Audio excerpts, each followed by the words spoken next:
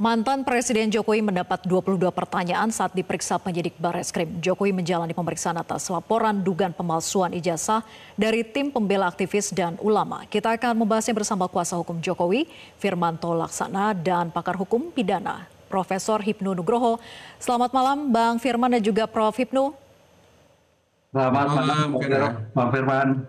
Selamat malam, Prof. Baik, terima kasih sudah bergabung. Saya boleh ke Bang Firman dulu. Bang Firman, hampir 2 pekan terakhir dilakukan uji forensik. Hari ini ijazahnya sudah dibawa pulang.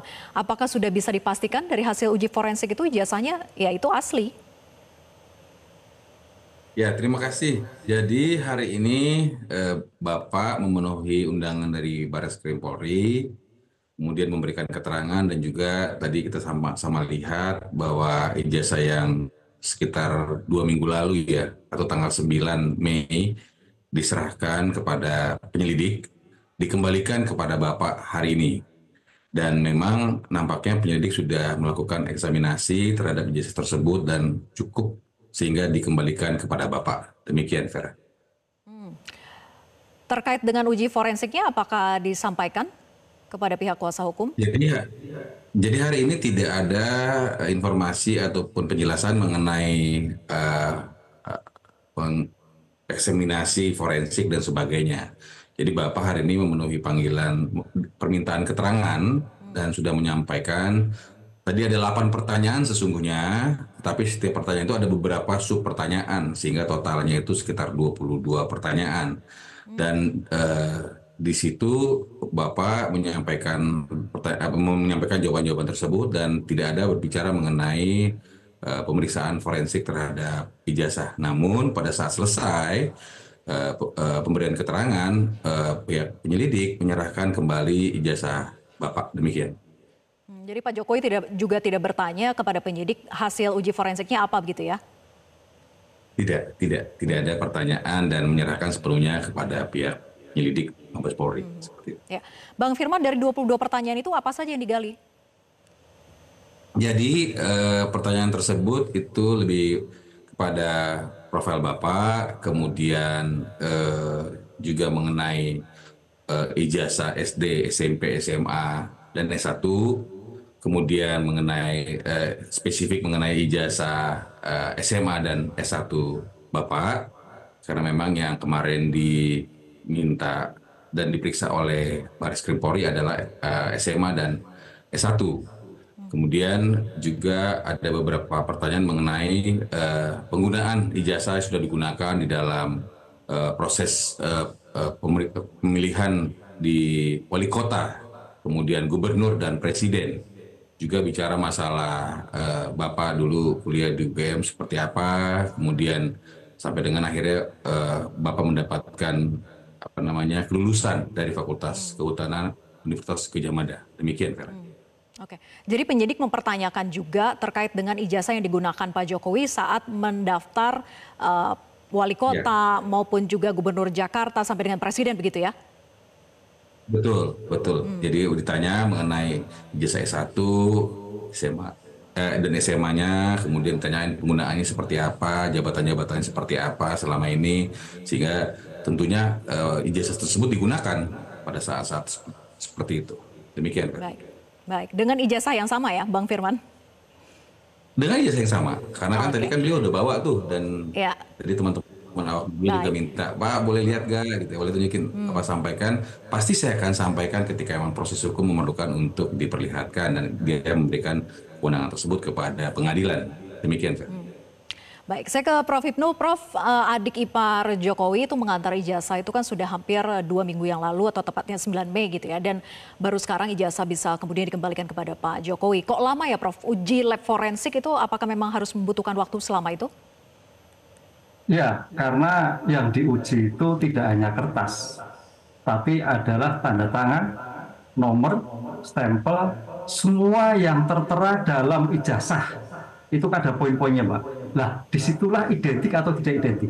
Karena kalau kita lihat laporannya itu adalah bukan memalsu. Kalau memalsu itu dari tidak ada menjadi ada.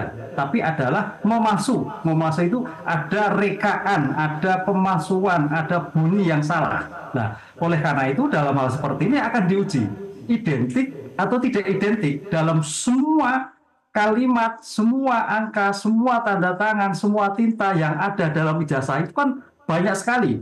Kalau kita itemnya Pak lah, dengan demikian kalau kita sekarang sudah dilihat, kita tidak tahu identik atau tidak identik. Nah, pertanyaannya, ini kan masih dalam tingkat penyelidikan. Apa itu penyelidikan? Adalah tindakan penyidik untuk mencari suatu peristiwa guna menentukan ini suatu peristiwa pidana atau bukan. Gitu, Pak. Nah, kalau itu nanti hasilnya identik, berarti laporannya tidak mempunyai nilai. Kan gitu. Tapi kalau hasilnya tidak identik, berarti laporannya bernilai. Inilah saya kira tanggung jawab Bareskrim untuk menentukan di dalam pra-adjudikasi yang terkait dengan pemeriksaan pendahuluan di penyelidikan sangat menentukan untuk lanjut ke penyidikan atau tidak. Tadi Pak Jokowi sudah menyatakan saya sedih kalau itu sampai ke persidangan. Lah, sedih ini berarti kan bisa lanjut. Tapi kalau memang hasilnya hari ini sudah 1 bulan, Bareskrim mungkin mengumpulkan ahli, gelar perkara, bagaimana kondisi sekarang ini bisa menjelaskan nantinya. Ini lanjut atau tidak, mempunyai nilai atau tidak. Nah itu Prof. Firman nanti akan menjadi suatu keadaan. Saya melihatnya dari segi teori, kan itu loh, itu Pak. Ya, Prof, apakah harus Bareskrim yang menyampaikan hasil uji forensik atau baiknya nanti di pengadilan saja? Nah, kalau di pengadilan berarti naik perkara ini. Berarti peristiwa pengumpulan bukti yang ada di tingkat penyelidikan ada peristiwa hukum. Dengan peristiwa hukum maka naik pada penyidikan. Nah, penyidikan adalah serangkaian tindakan penyidik untuk mengumpulkan barang bukti guna menentukan tersangka. Nah, itu masuk proses hukum.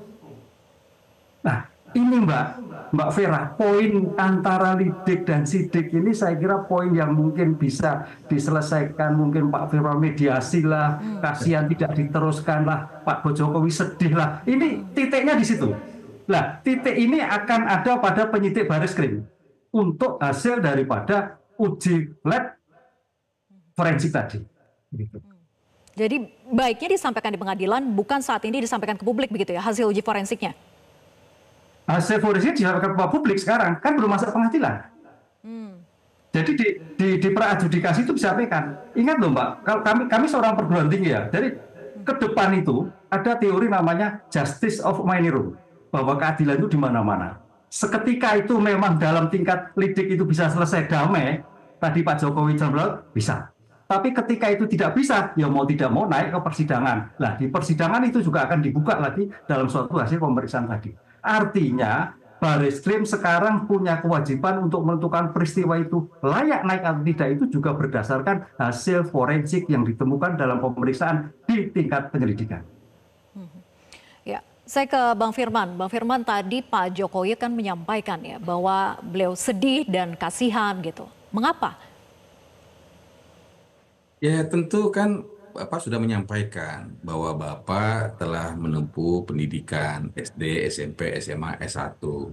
Juga sudah melaksanakan seluruh proses sebagai seorang mahasiswa sehingga akhirnya menempuh kelulusan dari Universitas Gadjah Mada Fakultas Kehutanan. Dan itu sudah diverifikasi oleh semua pihak yang berwenang, GM, KPU, dan sebagainya. Malah mungkin seluruh partai politik yang mendukung juga sudah melakukan eksaminasi terhadap data-data Bapak seperti itu. Dan tentu ketika itu sudah disampaikan dan pihak UGM sudah memverifikasi, mengkonfirmasi, kan sangat disayangkan kalau masih terus berlanjut. Artinya beliau itu kok ini orang masih terus gitu kan, masih terus. Sehingga ya akhirnya kan berlanjut nih gitu kan atas apa yang mereka sampaikan, mereka lakukan fitnah, pencemaran nama baik kan gitu. Jadi Bapak tuh menyayangkan itu. Kalau memang ini harus berlanjut, aduh sangat disayangkan. Kenapa? Karena kalau masih terus digaungkan, padahal nanti mungkin sudah dalam tahap yang lebih lanjut gitu ya, sampai ke pengadilan gitu kan. Tentu kan akan ada orang yang kena sanksi demikian. Seperti itu, Vera. Baik, Prof. Hipnu, penanganan pidana di Bareskrim dan juga Polda Metro Jaya, sementara gugatan perdatanya itu ada di Solo dan juga Sleman begitu. Semua mempermasalahkan ijazah Jokowi. Konsekuensi hukumnya seperti apa ketika semua proses hukum ini berjalan beriringan?